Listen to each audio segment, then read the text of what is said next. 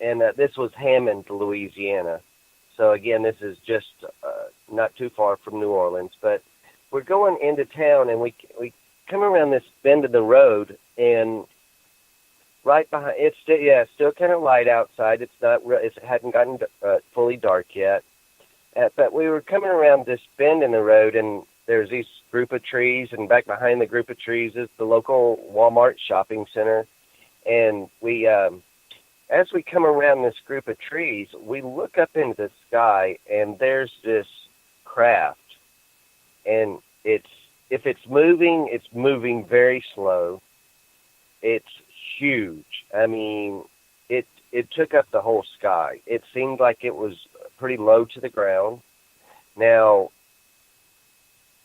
Alta and I, our brains exploded, and we're checking this out. I got to ask you a question. When you said it took up the sky, I mean, was it way bigger in the 747? Oh, yes. I mean, it was probably bigger than I would say the Walmart shopping center, the supersized Walmart parking lot, and area. I mean, it was all the surrounding area. Yes, I mean, it was just huge. Was it making any weird noise or anything, or was it just totally quiet? Nothing. No noise. Again, moving very slow. Not at all. It looked like it was in stillness in the air. Yeah, there was 2 or 3 lights in the front, 3 or 4 lights in the back, just below cloud level, so that you understand when he says fairly low. It was still up way above us, but it was below cloud level. Yeah. Now, was it triangles? Was it triangle shape or anything? Because the audience wants to know this type of stuff. I mean, was it a round saucer or a UFO or a triangle, or what type of shape was it? Well, it was kind of like a rectangle, but not as wide at one end. It was wider on one end than the other side, than the other end. Almost trioscely. Yeah. But not as pointed at the end. Just very bizarre. Well, how long did it hang around before it disappeared? And how did it disappear? Did it go slowly disappear? Or was it woof and it was gone? Well, there was other traffic out there. We didn't see anybody else reacting at the time.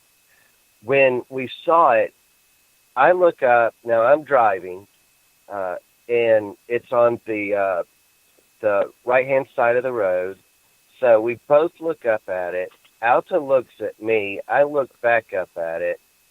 We both look at each other like, without saying anything, but like what, we could tell each other our, reaction, like, what is that? And Chad is sounding much calmer than what I was experiencing, but I'll just interject it so you can see what we were experiencing. It was the first time that I ever have recall of being in total shock.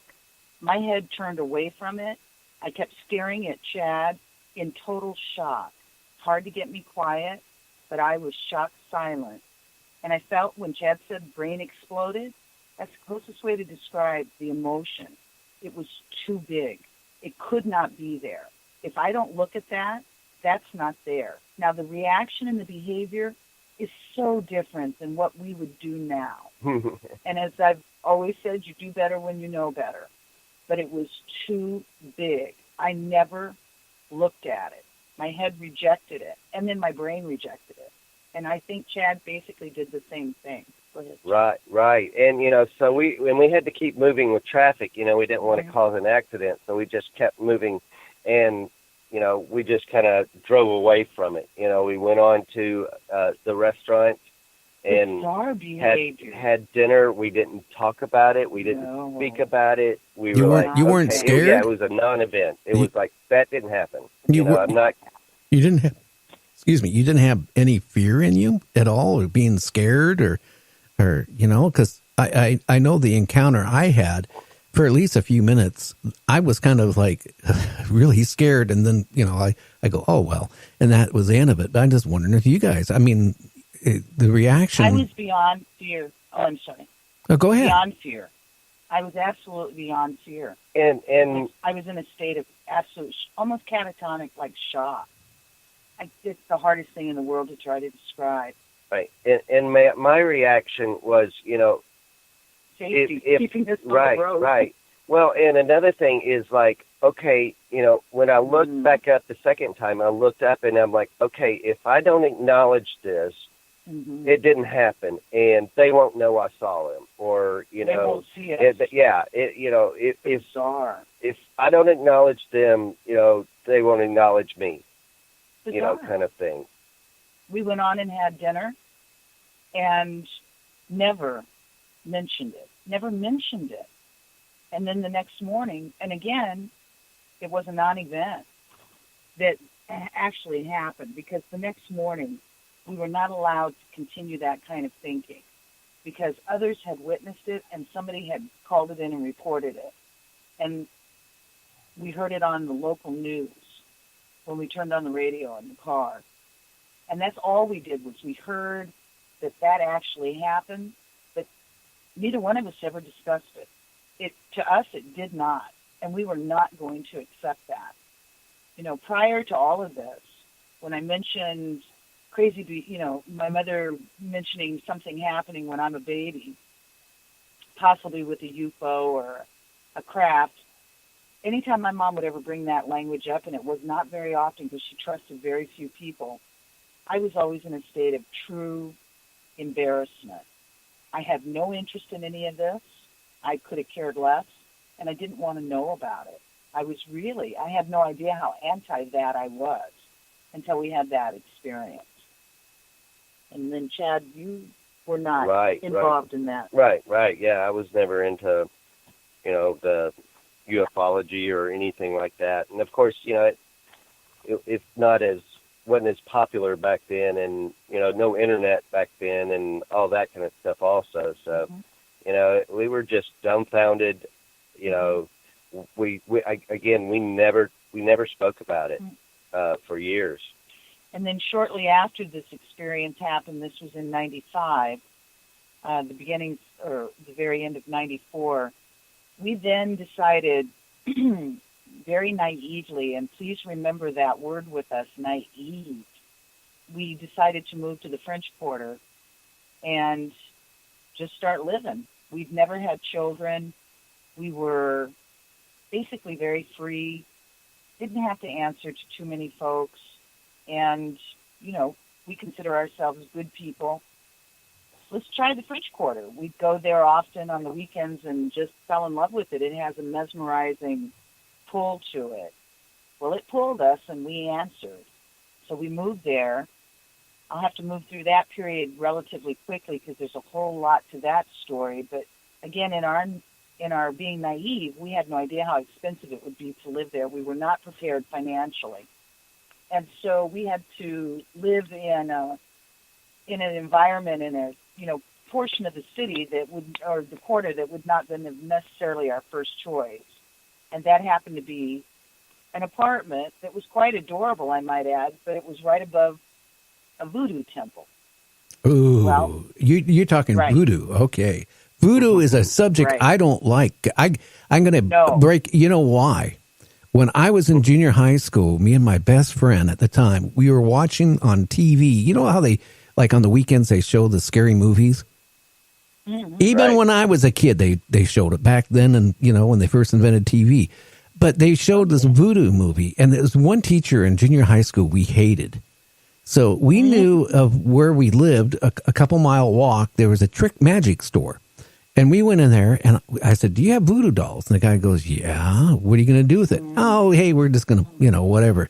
Went back home, found my mom's sewing kit, found her huge needles, for crocheting. We stuck it in that stomach of that voodoo doll, and we were mentioning the name of a Pacific teacher that we could not stand. We hated. Go to school that Monday. He's not there. We got a substitute. And the substitute said that Mr. Bender had a appendicitis burst, or, appendix burst, and he's in the hospital. God. And so it gets even more creepier than that. But, magic stuff and voodoo, I stay away from because, it's almost as bad as a Ouija board. And I'm telling you that. Right. Right. Yeah. Well, and us too. We had no idea. We had no idea. You found out, though, didn't you? Alta's Native American, and what drew us in was the drums. They had like the drum circle in the back. Well, let's really be honest. What Yeah. drew us in was a very inexpensive apartment Well, that too, we were but- going to move into and paint and make adorable. And it also happened to be, even though it was a rough section, the rougher section, I guess, at that time of the French Quarter, it also happened to be a major, anytime a movie with the big companies out of, the big Hollywood productions and the big companies, anytime they needed to make a movie that had anything to do with voodoo, hoodoo, or vampire or any of that kind of lore that New Orleans is known for, they made it at that temple. They made it at our courtyard, our apartment. So it was, at first we're just so intrigued, too naive, in my case, too dumb. Because you'd think at that age I would have known better, but I just did not. And so we move into that apartment, and again, all those reasons we just explained to you, but we'll move through that fairly quickly. We lived there for several months and experienced every type of, best I can tell, type of anomalies that one could imagine, from poltergeists to phantom fires and smoke and all kinds of firemen having to show up at the temple, to Chad having an encounter with a dead voodoo priest. No, really? I mean, it's just right. I mean, just. But I have to say, in my account of all of that experience, as I had an experience of a time slip where I feel that I was with, in that apartment, a Virgin Mary type connection. And there were also 3 other beings that were in that experience with her and I, and they happened to all be 3 young adult, teenager women of color. Looked to me, and the experience made me feel that they were straight out of time. That property was 300 years old, had slave quarters that had been converted into apartments, one of the largest courtyards in the French Quarter, and this is why the movie companies and all use this area and all of its history. I felt that I was having a time slip and an actual experience with possibly slaves that had lived on that property. So the accounts. Alta, so you feel like you kind of slipped back in time for a while. Right, absolutely. There was, there's a full experience involved in that account. But just again, to give you kind of the broad range of the stuff we were experiencing, is intriguing to me and scary, but not terrifying in my feel. That's my take on this. Just so bizarre. But I have to say to you, very personally, I didn't like anything about voodoo. If folks out there do, so be it. Not me.